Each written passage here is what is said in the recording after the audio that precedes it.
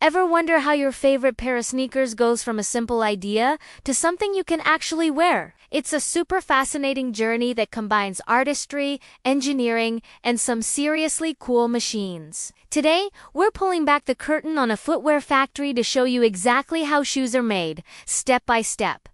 So, lace up and let's dive in. It all starts with a spark of inspiration. The design. Designers sketch out their vision, thinking about style, comfort, and function. They consider every detail, from the shape of the shoe to the colors and materials. Once the design is finalized, it's not just a drawing anymore. It becomes a technical blueprint called a tech pack. This detailed guide includes everything needed for manufacturing precise measurements, material specifications, construction methods, and color codes. This tech pack is the Bible for the entire production process, ensuring that every single shoe matches the designer's original vision perfectly. With the blueprint ready, the next step is creating a physical model. This is where the last comes in. No, not the end, but LSD. A last is a foot-shaped mold that gives the shoe its form and size. Traditionally made of wood, most lasts today are made from high-density plastic for durability and precision. Each shoe size and width, for both left and right feet, requires its own unique last. Using the tech pack, pattern makers create paper or cardboard patterns for each component of the shoe's upper. Think of it like a sewing pattern for clothes, but for footwear. These patterns are meticulously tested and refined to ensure they fit the last perfectly before moving on to the big stage. The cutting room. Now, let's talk materials. Rolls of leather, stacks of canvas, bolts of high-tech mesh, and sheets of rubber arrive at the factory, ready to be transformed. The first stop is the cutting department. Here, those patterns we just talked about are used to cut out the individual pieces of the shoe's upper. For high-volume production, powerful hydraulic presses are used. A sharp metal die, shaped like the pattern piece, is placed on the material, and the press comes down with immense force, stamping out a perfect cut every time. It's incredibly fast and precise. For smaller batches or more intricate designs, some factories use computer-guided laser cutters or water jets, which can cut complex shapes with pinpoint accuracy, minimizing waste. Once all the pieces of the upper are cut, they move to the stitching room. This is where the shoe really starts to take shape. It's like a massive, highly organized sewing bee. Skilled operators sit at industrial sewing machines, each specializing in a different part of the process. One person might stitch the toe cap, another attaches the quarter panels, and someone else works on the heel counter. The pieces are stitched together in a specific sequence, layer by layer. It's amazing to watch the flat two-dimensional pieces of material come together to form the three-dimensional upper of a shoe. This stage requires incredible precision. A stitch that's off by even a millimeter can affect the final fit and look. Reinforcements are often added to high-stress areas, and decorative elements like logos and embroidery are applied here as well. With the upper fully stitched, it's time for the most magical part of the process.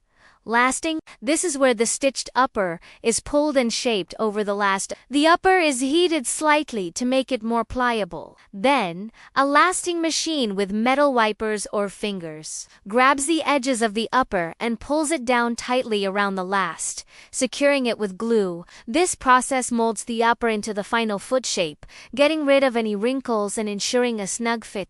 The insole, which is the layer your foot rests on directly, is placed on the bottom of the last before the upper is pulled over, and the edges of the upper are glued to it. The shoe now looks much more like a shoe, but it's still missing a crucial part: the sole. Let's head over to where the soles are made. The outsole, the part that hits the ground, is usually made from rubber, EVA foam, or polyurethane. For rubber soles, the raw material is often injection molded. Pellets of rubber are melted and injected under high pressure into a sole-shaped mold. The mold is then cooled, and a perfectly formed, durable outsole pops out. For EVA foam midsoles, which provide cushioning, large sheets of foam are compression molded. A pre-cut block of EVA is placed in a heated mold, which presses it into the desired shape and gives it its bouncy properties. Sometimes, different components of the sole are made separately and then bonded together to create a multi-layered unit. Now, it's time to bring it all together. The process of attaching the sole to the upper is called sole cementing or attaching. First, both the bottom of the lasted upper and the top of the sole unit are coated with a special,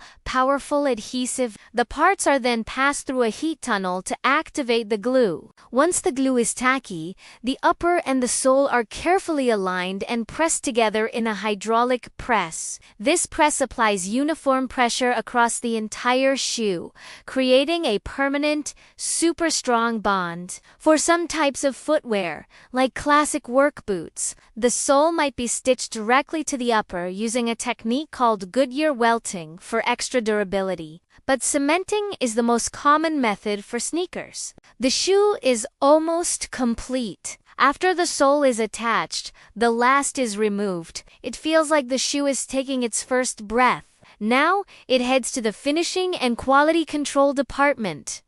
This is where the final touches are added. Workers insert the cushioned sock liner, thread the laces through the eyelets, and give the shoe a thorough cleaning to remove any glue residue or marks from production. Then comes the most important final step: inspection. Every single shoe is carefully examined by trained quality control inspectors. They check for any defects, mismatched colors, crooked stitching, glue stains, or structural weaknesses. They make sure the left and right shoes are a perfect pair. Only the shoes that pass this rigorous inspection get the green light. The approved pairs are then carefully stuffed with paper to maintain their shape, wrapped in tissue, and placed into their shoebox. The boxes are labeled with the style, size, and color information, then packed into larger shipping cartons. These cartons are stacked onto pallets, ready to be shipped out from the factory. From here, they travel by truck,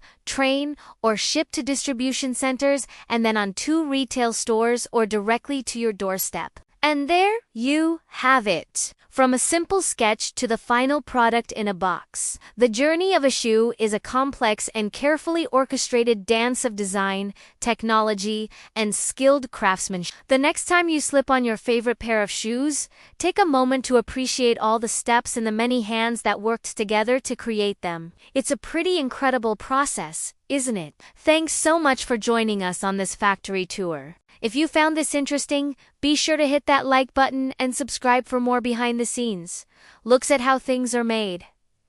Let us know in the comments what you want to see next. See you in the next video.